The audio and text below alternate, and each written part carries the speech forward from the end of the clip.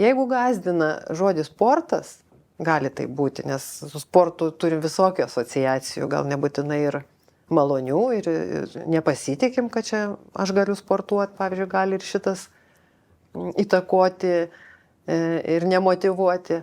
Tai galima bet kokį kitą žodį parinkti.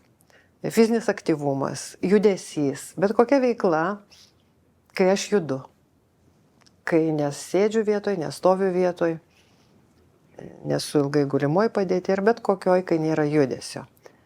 Nes gal pats žinojimas irgi gali padėti pradėti sportuoti ar judėti kitu būdu.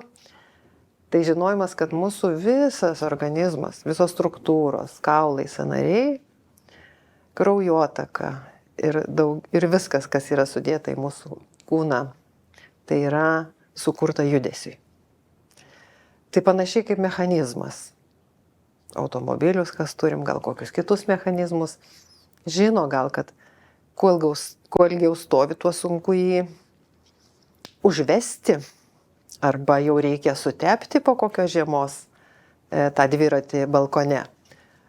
O apie savo kūnus pamirštam, bet principas tai tikrai panašus.